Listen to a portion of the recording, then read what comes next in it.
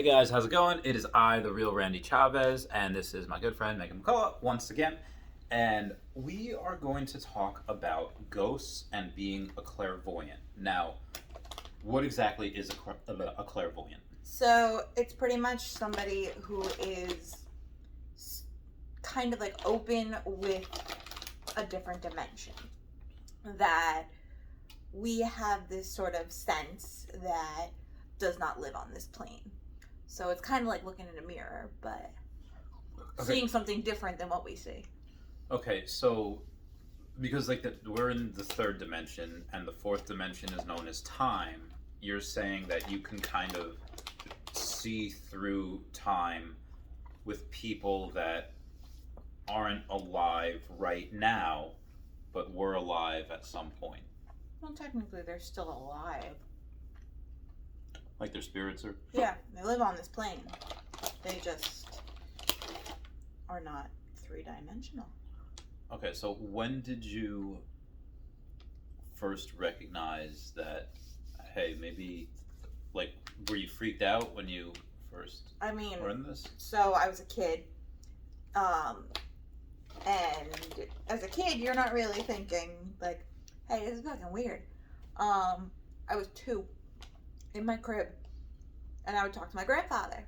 So my grandfather died when my mother was 11 or 10 from a heart attack in their home. So how old was he when he had died? He was 43 or 45. All right, so he was a young guy. Yeah, pretty young. So I never met him, obviously. But I would talk to him, and my mother didn't keep a lot of pictures, like, hanging up of him, because there really weren't a lot. Yeah. So one day we were flipping through books, because she had heard me talking to somebody, and she just thought, oh, this is just baby talk type of thing. No. No. We were flipping through the picture books, and BAM! Hey, look, it's Grandpa. Scared the shit out of her.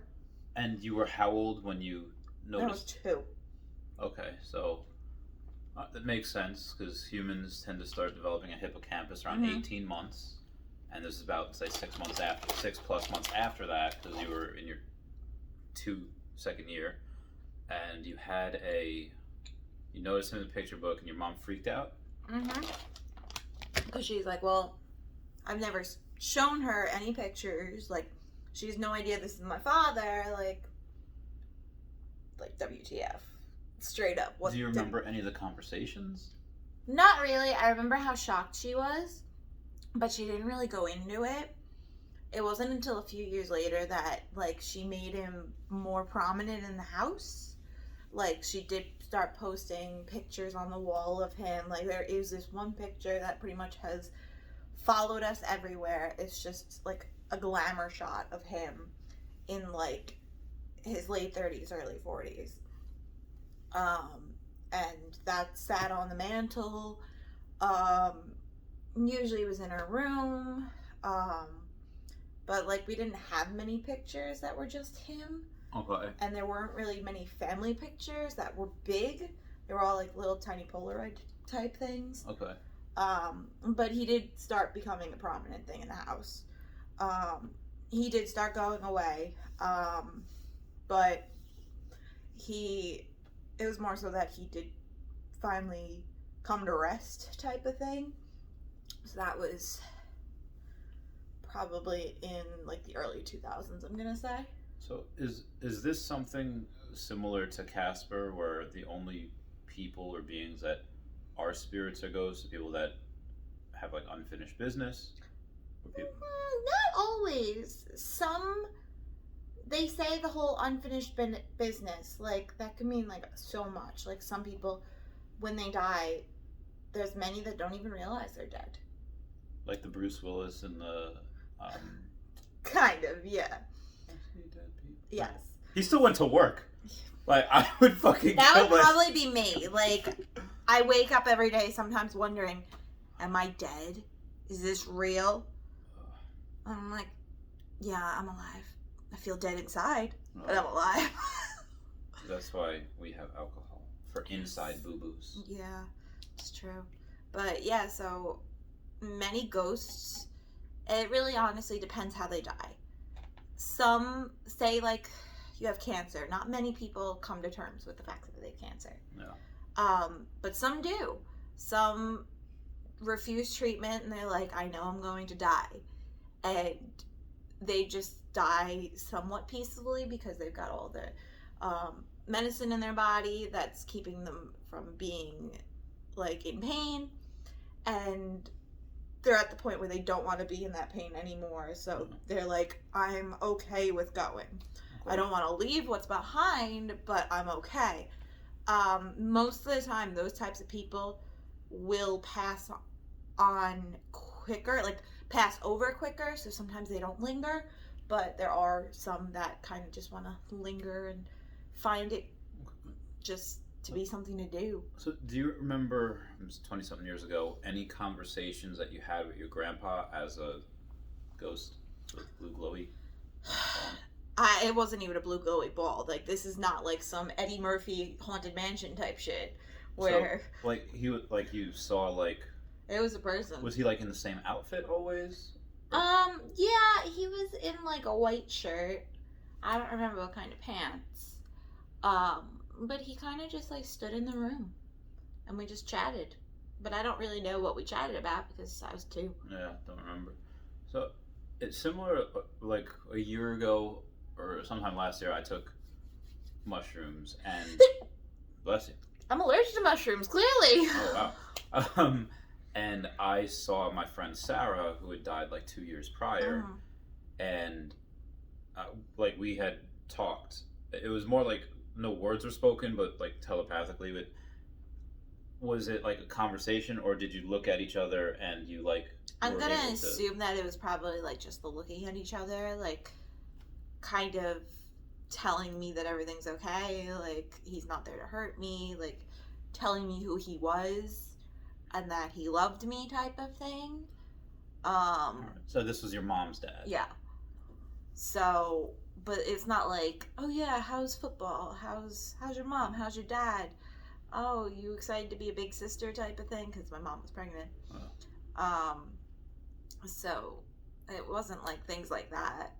But once again, that's 26 years ago. Yeah. I can't remember what I had for breakfast. And I think I think you had leftover pizza. Yeah, we had leftover pizza. But the place where you had it was, you said it was all in the one house, right? And was that house? That was just the one house. Yeah, I always felt there was something in the basement of that house, but I can't be sure because we moved when I was like 7. Okay. And do you feel that any other places are able to make it easier to talk to the dead? Like, is it like a cemetery, or is there like a mausoleum? Honestly, it's really not the place, it's what's happened at the place. Gotcha. So if a person dies in, say, this hotel room, and they have the ability to stay here or move on somewhere else, so they can get stuck at their own house, like somewhere that they were connected to, that part of their energy still lives, because we all leave energy somewhere. So was the house that you were in, was that your mom's house from when she was younger? No. So this was, my parents had won a lottery in CI, and they won like the cheap house organization thing, so they had the house built. Fuck. But because he had been dead for so many years, I'm assuming that the spirit grew to a certain point where he could move. Yeah. Because my mom did say that sometimes she felt there was some sort of energy in the house, and like they always felt like he might still be there in that basement because that's where he died. But and that was in the same town in Central Islip? This one was actually in Islip. Okay. Regular Islip, yeah. We actually passed it yesterday. But once a spirit like stays in this realm long enough, they can get like, what's the word? Stronger, of course. So probably by that point he was like stuck on my mom, and he could like follow my mom and my aunt around type of So thing. it wasn't like an object, like a picture. It No, was a it's person. not like an Annabelle doll. All right, so it was a person. Yeah. Okay, so there was a. Is that always the case? They get stuck on a person? No, not really. It's you can get stuck. Say you're murdered, like because it's so sudden and unethical and angry and evil. Most of the time, a spirit will get stuck in that place because they still don't know what actually happened. So they say purgatory, like you're stuck in purgatory. Yeah. You don't know what's going on. That's kind of what that is. So anything that's like a mystery where someone was poisoned and they don't know they're going to die is just kind of, yeah. So that's usually an unrestful spirit, and like they will just roam the area that they are.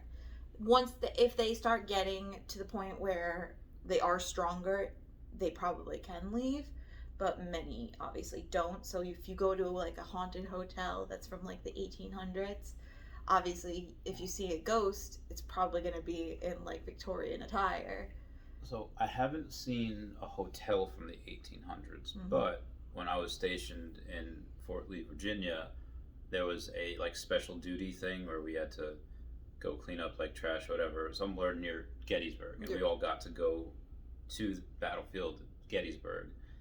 And I didn't see anything there, but I had never been to a place, like even like while deployed, like I'd never been to a place that just felt so somber and sad. Like just as soon as like, and we were like interested taking like, you know, like the cars over there. Like I wonder like what we'll see, and we were like almost like a cheerful mood.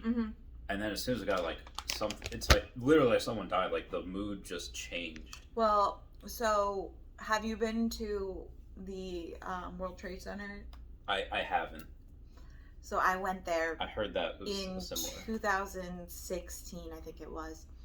And like I would pass by right after it happened, like because I pretty much walked everywhere in the city. And so this was the first time I actually was on site. And most clairvoyants and people who can talk to the dead, and mediums type of thing, are also empaths. So they feel like people's energies and feel like if you're happy, chances are I'll be happy. Oh, nice. If you're upset, chances are I'm going to be upset. So when I went to the site, I stood there. I wanted to throw up the whole fucking time. I was at such unrest and so much hurt that, like, even right now, like, I'm getting, like, really emotional because it just hurt so much. The pain that was sitting on that site just made me want to sob and just break down. Like, I felt so heavy, I couldn't even move my body. Yeah. Meanwhile, everybody's around taking pictures with selfie sticks. Yeah. And I'm like, this is ridiculous. This is disgusting that this is how people are treating such, like, a somber site. And of course, like, nobody else really feels this. Like, some people will say, oh yeah, I felt like so sad when I went there, like, because obviously it's a sad thing. Yeah. But when you're empathic, like, I didn't see anything as far as I know, because obviously there's so many people. I could have saw a ghost and not known it. Yeah. Because I have seen apparitions that were straight up human, that weren't like see-through type of thing. Like, not all ghosts are like that. They weren't transparent. They were like normal. Yeah. But you couldn't tell until later. Yeah. Right. Usually that's like somebody who's really stuck, or it's a new spirit. From what I've come to find, most of the time it's a new spirit. But there, it's 16 years later, it wasn't a new spirit. Yeah. But obviously, I wouldn't know because I'm not going to each person that I passed. Yeah. Like, are you alive? Yeah, are you alive? Were you in those Twin Towers? Like, no. So, but yeah, that was like terrible. Like, I go to cemeteries just to feel okay sometimes. And like, I will feel sad, but like, that was the worst thing that I've ever encountered, and I never want to go back there. So, obviously, you know, huge tragedy, like what 3,000 people died, and I know, I don't know. There's some in the buildings, and then firefighters and EMS afterwards. Planes. But was there? Do you think that? And I'm kind of stretching here, and this is just like we going into conspiracies theories. Like, if there was any foul play or any prior knowledge to it, do you think? Not that it was just a terror attack, but maybe it was a terror attack in conjunction with prior knowledge or help for like an inside job somewhere, and that's why there's such a somber feeling there. After us for this. Or is there? I don't know. That wouldn't have any effect on the people unless they had something to do with it. Okay. Like that they had prior knowledge to it. But even then, they are still dead in the same place, and they died the same way. Like, whether it was burning, or they jumped to commit suicide, or somehow tried to find a way to suffocate themselves before they got the flames. Yeah. Bashed their heads in. I'm sure that happened. That just got really gruesome. Yeah. But it's, honestly, even if the person had known about it, like, obviously, the people on the plane knew that they were probably about to go down. We hear all of these phone calls, which in itself, like, I just listened to it on 9/11 because I relive it. Like, I feel like it should never be forgotten that listening to these things, as difficult as it is, like, all of those videos and sound bites and stuff like that, like, those should not go unlistened. Yeah. So I do that every year. I listen to what was going on those planes, people calling their loved ones. So many of them obviously knew, but they didn't know why. Yeah. So either way, no matter if you knew that it was a terror attack or it was an inside job, or if you just knew you were about to die, like, because obviously many people had their backs turned to most of it. Like, I'm sure they just died instantly. Yeah. But when was the last time you knew you saw a ghost or a spirit, and it's like, and you knew it was then right there? Not really anything recently that was like, hey, look, hi. Because I had to figure out a way to turn it all off, because it started getting too much for my mental health. But I will say that the last time that I saw something direct that I know when it was in like 2015, when I was living in one of my old houses before, like, it was 2 years before I moved to Florida, and a year before we moved into, actually a year and a half before we moved into a condo.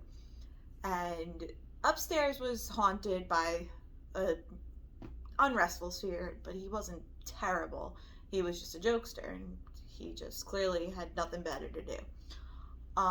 He was in his 50s, and he just liked to play around upstairs, like shake my bed, knock on the walls, play with like the door handles, play with the shower curtain. That was my favorite.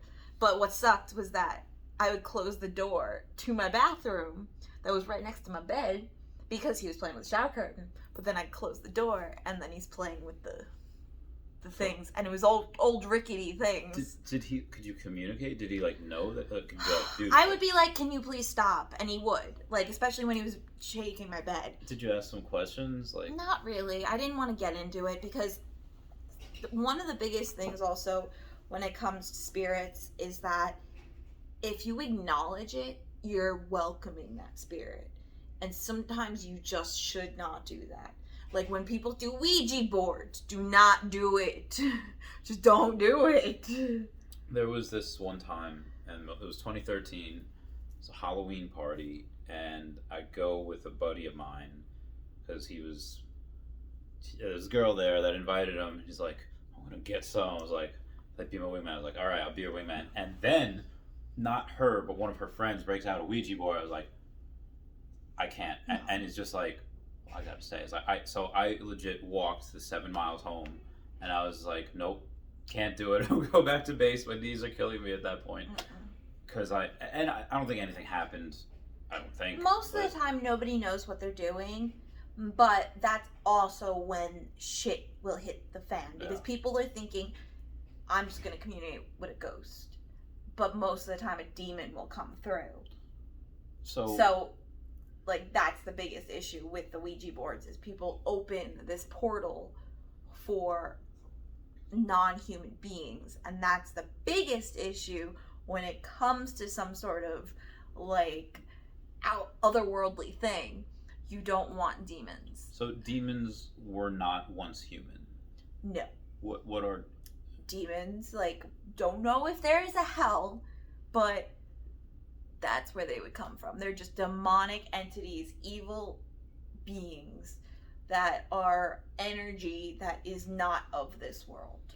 Okay, so they don't take like a physical form or No. shape. They can.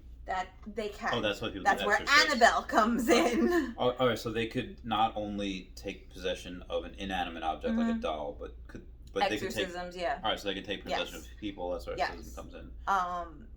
And I actually dealt with, that was the last thing I had saw, like directly saw, not dealt with, but directly saw. What did you see? It was a demon. It What? was a shadow person, like this tall, bulky shadow person that just lurked in my hallway, and I sat there staring at him, just going that way, and I'm like, So how do you like defend against that? Is it like supernatural? Like, do you have like a salt circle? Or so iron? obviously I sat still for a second to calm my nerves, because you also don't want to be in this place of negative space, because the more negative you get, Oh, the more attractive. yes, you don't want to welcome it, so you don't want to continuously think about it. The more you think about it, that's why Annabelle gets so much power, is because she's so famous. Oh, okay. So the more you think about Annabelle, the more power she gains. Oh, so when those movies come out, like, it's a fucking. Yeah. Oh my So god. that was another thing, when that whole fake Annabelle got loose or something. Like, I'm just like, shit. Oh yeah, I remember that. Here we go. I was like, God, 2020. Like, it wasn't even like the thought of her actually escaping. It was more so the fear of her escaping is giving her the power to potentially escape. Yeah, I've read stories where like this. I think it was like a motorcycle, or I don't know exactly what he did. He was traveling via motorcycle, and he was like kind of this big tough guy, and he opened the thing and like touched the doll, like, yeah, like what are you gonna do to me? And of course nothing. But then he, like, I don't know what happened, lost control of his bike, and just on the way home just crashed into a tree and just died. I was like, oh my god, I could not be any more scared. Like, it's just things like that where, again, some people that maybe don't want to know about it, they'll like explain it away, like, I was probably raining and probably like whatever. Yeah, most people will give an excuse, and you can't be completely sure, because it's not like a bullet wound. Hey, look, I just got fucking shot. There goes sugar. God damn. That was an exorcism, right? It was a demon. Anyways, it's not like you got shot. That, hey, look, this is what killed me. Like, oh, I played with fire, and like I dealt like my cards wrong with like a drug deal kind of thing. That this is why I got killed. Like, no, you can't pinpoint unless the demon leaves a mark, which can happen. Okay. So there was I don't know how you feel about sleep paralysis, if that's something you've ever experienced. I have once. My best friend has recently been dealing with that, actually. Oh, so it's happened with her recently? Yes, because she doesn't know if it was her anxiety, because of quarantine and such like that, and she was sick.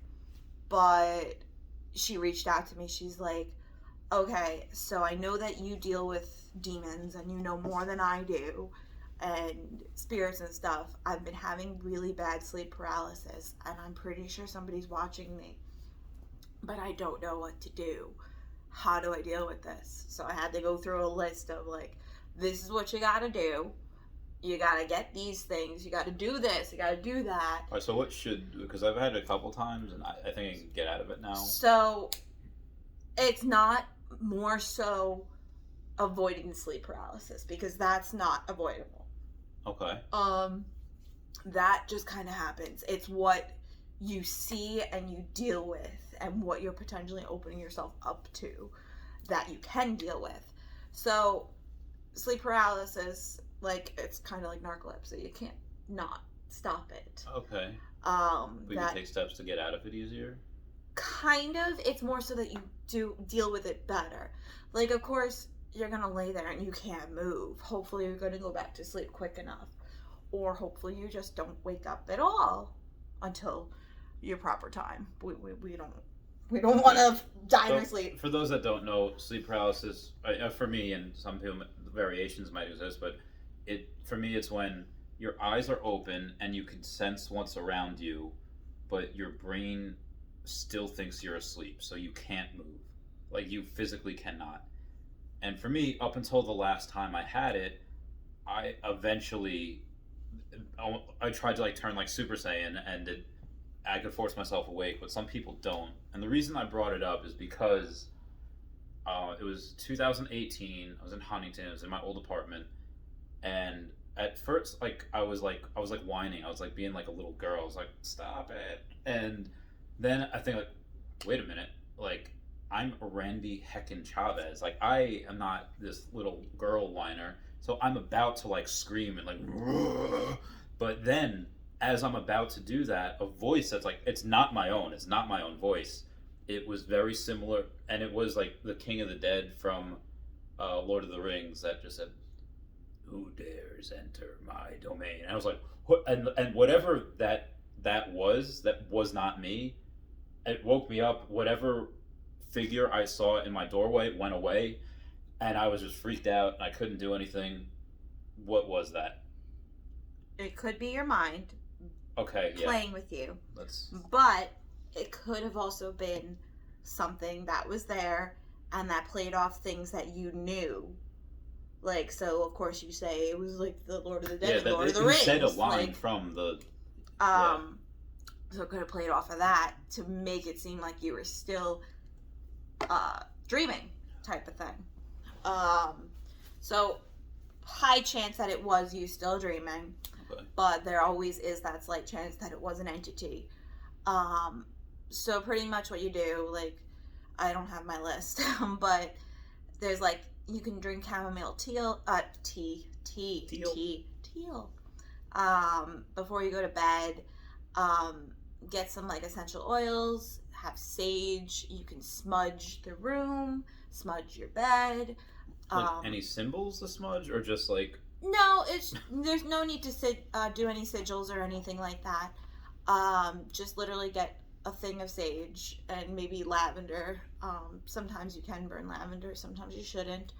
But, like, just smudge the whole area, like, all positive vibes type of thing. So you could... Calendars? Huh? Kitten calendars? Yes, kitten calendars.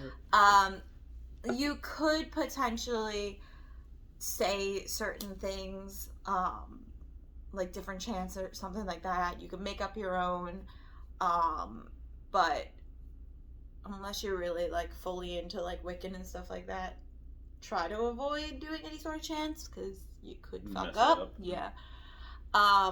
You can also do a bunch of different crystals and gems and have them on either your side table or under your pillow. It really depends on what you're searching for. Pretty sure I told her hematite. Hematite? That's one of the black stones that kind of keeps you grounded. Okay.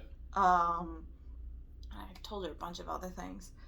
But if you look it up, more so, like, how to counteract sleep paralysis as a Wiccan or something like that, things will come up.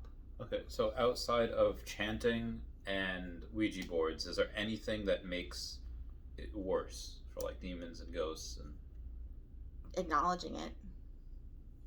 Like, the less you acknowledge something, the less it'll come after you. So if you keep being like, go away, like, always tell them they are not welcome. Like, if you think something's around you, just be like, I believe you are here. I do not want you here. I don't want anything to do with you. Of course, that's not always foolproof, but for the most part, they will leave you alone. It's kind of like a vampire. Like, oh no, you can't come into my house. My friend John said something like that. He said there was him and his wife, he's been married for like 30 plus years. They had a spirit, or they had something in their house. It would, for the most part, be fine, but every once in a while would knock over things. And he said, like, I gave him a call. It was like 2014, 2015. He said one day he just told her, like, me and my wife have had enough. Not welcome here. We don't want you. Just held it very calm and slowly. He's just like the Godfather, just planning out the murder. And then it just left him alone after that. So I think that does work.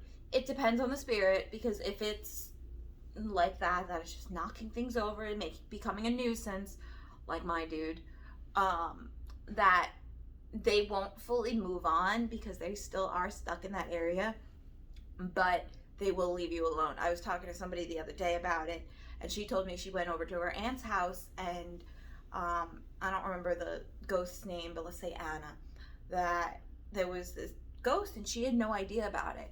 But one night she heard something come down the stairs to the guest room and kind of stand in the doorway. And she thought it was her aunt, because sometimes she's like, you know how you feel like somebody, like what they're doing, like with their body type of thing. So it seemed like she was like looking over the bed to see if she was asleep, and then she left because she wasn't asleep. She like freaked out. She's like, oh my God, I can't be caught because I'm not asleep. And then she just like walked away. So she had asked her the next morning. She's like, oh no, that was just Anna. So more so, she acknowledged her. She would hear her walking towards the room, and she'd be like, oh, hey, Anna. And then she would stop, and she would back it the fuck up. So clearly this ghost had no malicious things, and she's like, oh, she acknowledged me. Like, she's like, she clearly, I'm not going to deal with her today. So sometimes if you acknowledge it, they will just leave you alone. But most of the time, you want to acknowledge them saying that you don't want anything to do with them. Okay. If you suspect that they're okay, which obviously that's not always foolproof, because sometimes even, like, always go back to Annabelle, that it seemed like a child, that was a child. Oh, yeah. And it wasn't, but it seemed harmless, and these people thought she was harmless, and like, you can live with us. You don't want to do that. Okay, so my mom used to work for White Castle in one of the corporate offices. Just to be honest, I remember being a bunch of typewriters. This is like 30-something years ago, or 20-something years ago, before they got computers. There was a report that came in, and at first I thought she was just trying to do like a creepypasta, like a story to scare my son. But she like brought it home one day, said like, "Hey, I want you to listen to this." And it was a report that came in from one of the castles in Long Island. I think it was in Queens. Mm-hmm. And it said that there was a new worker in one of the castles, and going downstairs to get some inventory, and there was a new guy, or there was another new person stacking boxes that this person hadn't met yet. He tried to talk to him. The guy like completely ignored it. And it was like, okay, so he grabs what he needs. He goes back up there and says, like, who's the old guy downstairs? Old Asian guy. And the manager said, like, what old Asian guy? And he's like, I don't know. I tried talking to him. There's nothing there. And it apparently was the third report of someone seeing this old Asian dude in this location, who apparently had worked there back in like the 50s or 60s, and always said like, I will work here forever. And he had died. And I don't know about anything that happened since then, but is that something where the guy, he wasn't, I don't know what happened with his death mysteriously, but if someone loves something so much, would they keep at it? Yep. Okay, so it doesn't have to be just like the death was a mystery, or alright, so it could be different. Yeah, if you love something so much, like, so I'll be catching Pokemon forever. I'll probably be in Disney. Like, they say that Walt Disney walks around Disneyland. and he stays in his apartment, and you can see the curtains move. Oh my god, that'd be so cool. Yeah. I actually did a book report on him when I was in like 4th grade, and his like, because he was born in 1900 or 02, I think it or was. it was 1901, but then because he wanted to join the military, so his mom changed the 1901 and that 01 to a 0, so that instead of 17 he'd be 18, and then he'd go in the military. So like he he lied to go in. So I was like, oh, that's really cool. Really poor growing up. This is a cool dude. Is there any? So are there any Disney secrets that the rest of us aren't like privy to? That there's like they're underground. Are there underground pathways? Yeah. So they're only open to Cast members. Okay, so So what it is they were built under Disney. They are in. They're called utilidors. I like how we jumped from ghosts, but actually, technically, we're not jumping completely from ghosts because in these utilidors, they have been known to have entities down there. Don't know why, but some people have said that they've seen stuff. And there is, which ride is it? I think it was. Pirates of the Caribbean? Yes, maybe. I've just read that like underneath the Pirates of the Caribbean. No, ride. there was in one of the rides somebody had died, and he still haunts the ride. He doesn't do anything bad, but it was like a worker. Oh, I just saw it the other day too again. I don't remember which one, but yeah, the utilidors are under like Magic Kingdom and Epcot. I don't think they're under Animal Kingdom. They are not, because since the trash does go through there. And I don't think there might be in Hollywood. I don't know. I haven't really looked into that one. But I know in Epcot they're not as big as Magic, but because Magic has so many different costumes that somebody in Fantasyland